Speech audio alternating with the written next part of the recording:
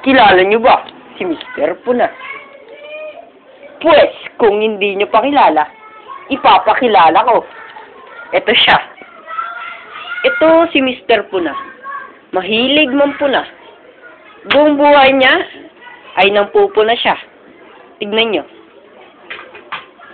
Tabuka mo kung ba itong kontik ng sampay? Kuto eh. Ano nakasabi? Mali pa ng angel. Pantay yan. Pantay. Dito yan, laresa to eh. Ba't ito nakatao? Bali na naman ng angel oh. Iba to dito, hindi pantay-pantay. Dapat dito, tinatapon eh. Ba't tubiyak? Tubiyak. Tignan dito mga ko. Hanggang sa isang araw, ay kinidnap siya.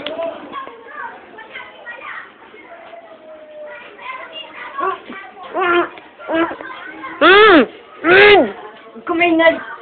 Hello? Ito ba ang Puna family? Pues, andito ang anak nyo. At, pag hindi kayo kailan na 1 milyon, papatayin ko tong kasama nyo.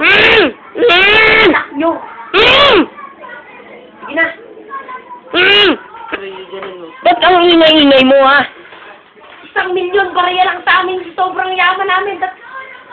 5,000 milyon. Oh, teka. Ba't ka nakawala? Pupurayan ko yung kabubo. Paano ko may ano, hindi naman nakatali sa akin, dito nakatali. Oh? Hindi ba nakatali? Oo, mali ka naman, tutumbusin nila ako 1 milyon. Barya lang sa akin, sa pupulot ko lang yun. Oh? Mali ka naman mag-kidnap. Sa hindi na ako kid. Paano mo ulit ha? Hanggang napuna na. Nang napuna si Mr. Puna. At sa kakapuna ay nakauwi na ng maayos at ligtas si Mr. Puna. Hello po, sir. Ito po yung ano nyo.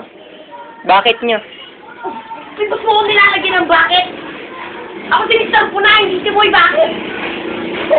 Napakabobo mo. Uy, kidnapper. Kidnapin mo nga ulit ang kulit eh. Hanggang si Mr. Puna ay kinidnap habang buhay. At hindi na ulit nakapagpuna ulit. Ay, nako! Itali mo ay... Ay, nako! Mali ka naman magsalita eh! Ako si Mr. Puna!